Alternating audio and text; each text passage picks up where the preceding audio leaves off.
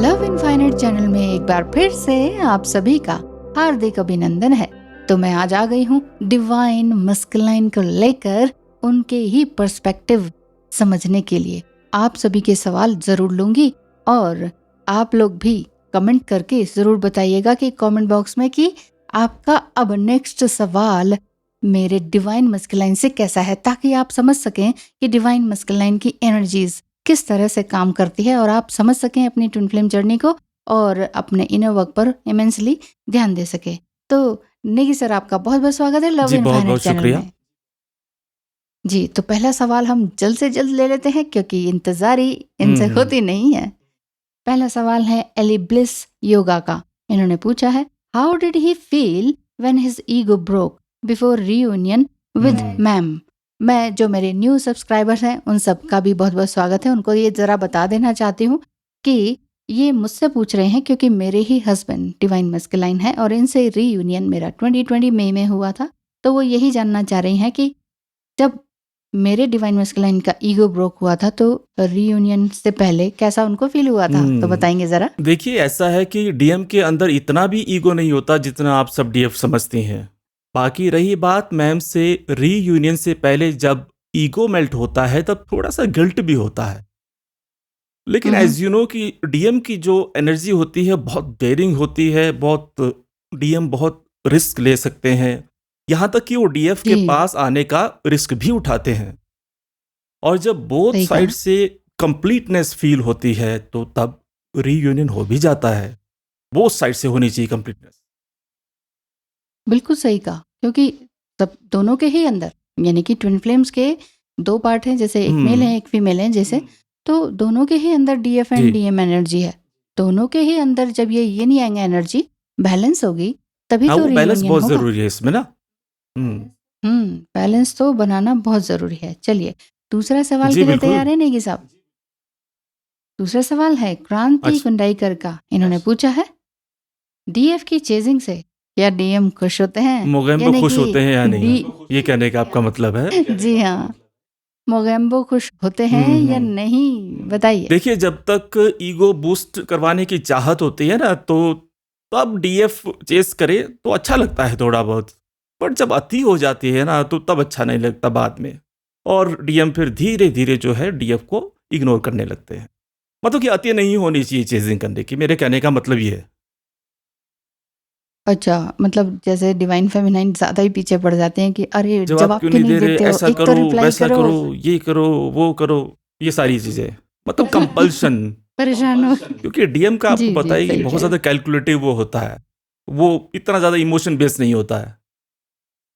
हो। बहुत ही practical and हाँ, वो लॉजिकल सारी रहते बातें वो हैं देखता और रहता है ना। 3D लेवल पर ज़्यादा ही हुँ। रहते हैं ना, इस वजह से आपको दुनियादारी भी हुँ। देखनी होती है और इमोशंस जी, को जी, भी देखना बिल्कुल। होता है। तो आप लोग जो हैं वो उसको बैलेंस करने की हुँ, कोशिश हुँ। करते हैं, राइट? आपको भी यदि टैरो रीडिंग लेनी है जिसमें एनर्जी बेस्ड रीडिंग होगी, साथ में गाइडेंस भी मिलेगी, और यदि सिंपल गाइडेंस लेना चाहते हैं जिसमें आपकी स्टोरी पूरी तरह से सुनी जाएगी और इनर वर्क के बारे में भी बताया जाएगा, और यदि एस्ट्रोलॉजी के माध्यम से कुछ जानना चाहते हैं अपने life, job, career, marriage compatibility, इन सब के बारे में, आप मेरी सर्विसेज एंड फीस स्ट्रक्चर क्या है वो जानने के लिए आप इस नंबर पर कांटेक्ट करें। धन्यवाद। सवाल ले लेते जी। हैं नेगी सर। नेहा नेहा जी 636 का नंबर सवाल का, है। मतलब ठीक।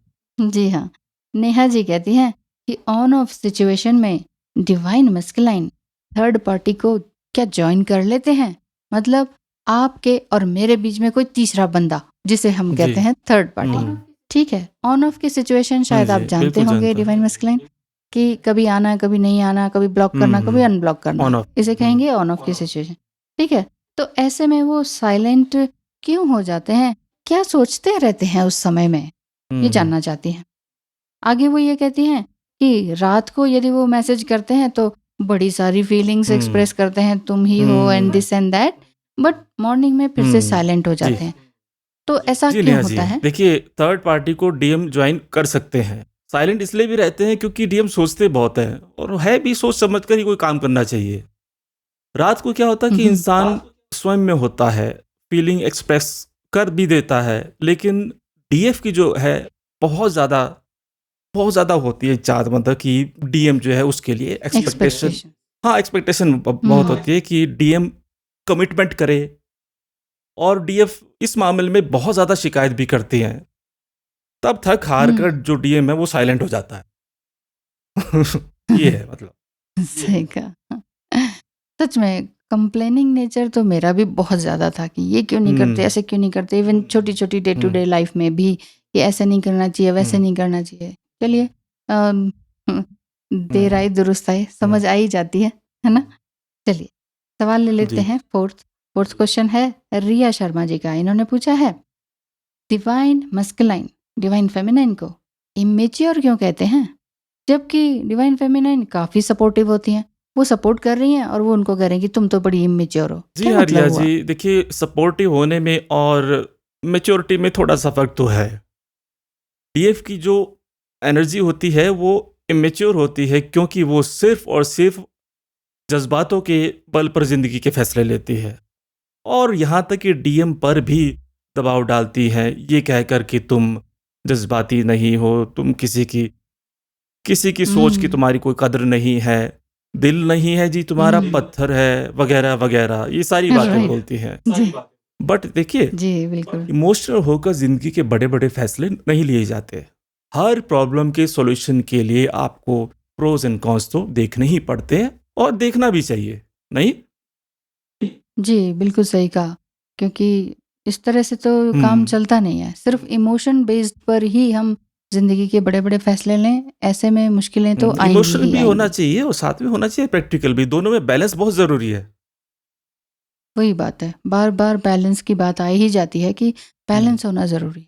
मतलब मान लीजिए हमने गुस्सा गुस्सा क्या है, एक इमोशन ही है। गुस्से में आके हमने कोई भी बात कर दी या कोई रिलेशन जोड़ लिया हम्म। या तोड़ दिया, तो दोनों जी जगह हम बिल्कुल। मात खाएंगे, हाँ।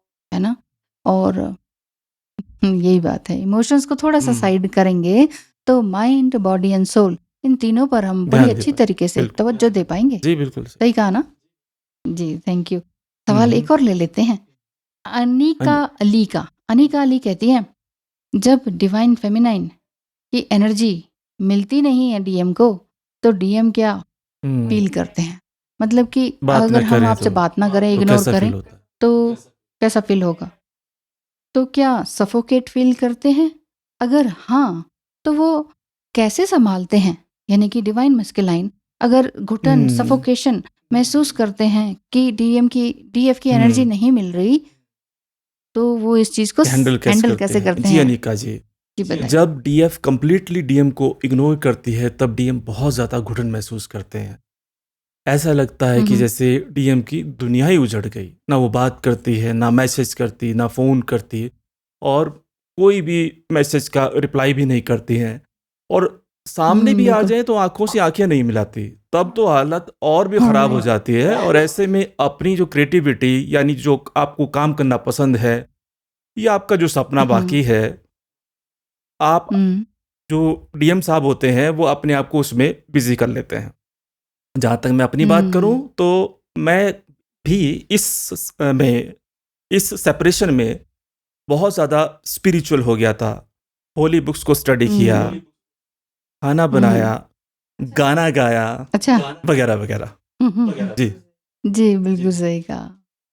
तो मतलब बिल्कुल आँख भी नहीं मिलाती थी मैं भी जब उस समय में, तो यही लगता होगा कि हाँ, मैं फिर ये कहाँ लगता था जाऊँ? कि कहाँ क्या जाऊँ, करूँ? क्या करूँ, तो क्या करूँ? मैंने फिर अपना सारा काम जो है वो अपने आप के लिए करना स्टार्ट कर दिया। हाँ जी। शुरू कर दिया। हाँ, हाँ यानी कि बिल्कुल। इनर वर्क इनर जिसे हम लोग कहते हैं ना, वो हाँ, स्टार्ट आपने कर दिया। तो यहीं से तो एक नए लेवल की अवेकनिंग अवेकनिंग शुरू शुरू हो हो जाती जाती है, और है ना? रीयूनियन का जो रास्ता है वो बनना शुरू हो जाता है।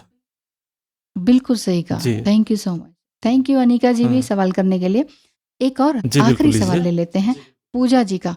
पूजा 1111 ये कहती हैं कि डिवाइन फेमिनाइन को अनकंडीशनल लव से डीएम को कैसा फील होता है जब वो अनकंडीशनली उनको हुँ, लव देती हैं। ठीक है, स्पेशली जब वो थर्ड पार्टी में हो, हुँ, तो मतलब वो मुसीबत में है तो भी वो उनको हुँ। अनकंडीशनल लव कर रही हैं। तो क्या ऐसे में वो ग्रेटफुल होते हैं या फॉर ग्रांटेड ले लेते हैं कि अरे ये तो ऐसी ही है, या फिर बड़ा हैप्पी फील करते हैं कि चलो मेरे लिए कोई है? क्या है? क्या सोचते हैं डिवाइन जी मैस्कुलाइन पूजा ऐसे जी, में? देखिए ट्विन फ्लेम्स का जो प्यार होता है वो अनकंडीशनल ही होता है, चाहे डीएम की तरफ से ही क्यों ना हो, क्योंकि सिर्फ डीएफ ही अनकंडीशनल लव करती है ऐसा कहीं नहीं है, क्योंकि डीएम भी इस सोल कनेक्शन को गहराई से समझते हैं। अब अगर वो थर्ड पार्टी में हो तो ग्रेटफुल तो रहते ही हैं, लेकिन ये भी समझ रहे होते हैं कि डीएफ कंडीशंस लगा रही है और बहुत ज्यादा सोच में बिजी है, इसलिए डीएम कहते हैं कि मैं क्या बात करूं, इसलिए अक्सर डीएम साइलेंट भी हो जाते हैं, यही इसका रीजन है।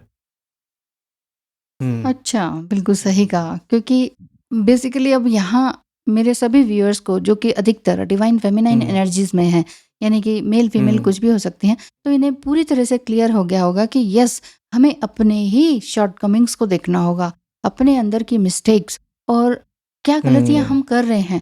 कई बार हम सोचते हैं कि हम अच्छा तो कह रहे हैं, हम अच्छा ही तो बता रहे हैं, हम डीएम को कार्मिक से या थर्ड पार्टी से निकालने की ही तो सोच रहे हैं, उसकी भलाई के लिए सोच रहे हैं, और वो है कि दूर भाग रहा है या हमसे उल्टा सीधा बोल रहा है। तो यहाँ पर डिवाइन फेमिनाइन एनर्जीज को बहुत कुछ आई थिंक सीखने को मिला होगा, तो कमेंट करके ज़रूर बताइएगा कि क्या सीखने को मिला, या नेक्स्ट पॉडकास्ट में आप डीएम से यानी कि मेरे डिवाइन मैस्कुलाइन से क्या जानना चाहेंगे, डिवाइन मैस्कुलाइन का पर्सपेक्टिव किस सवाल के लिए आप जानना चाहेंगे, कि ये कमेंट बॉक्स में ये चीज़ मुझे ज़रूर बताइएगा। कोई एक सवाल जो थोड़ा सा अभी तक ना लिया गया हो तो ज़्यादा बेटर रहेगा।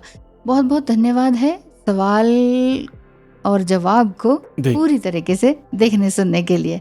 और नेगी सर, आपका भी जेन्युइनली सभी क्वेश्चंस के आंसर्स को देने का बहुत बहुत धन्यवाद है। और आप सबका दिन बहुत बहुत शुभ हो, आप सभी का रीयूनियन जल्दी से जल्दी हो, यही हम सब चाहते हैं। अरे वाह, क्या बात कही है। Thank you so much. Love infinite की तरफ से ढेर सारा आशीर्वाद आप सभी। धन्यवाद। धन्यवाद।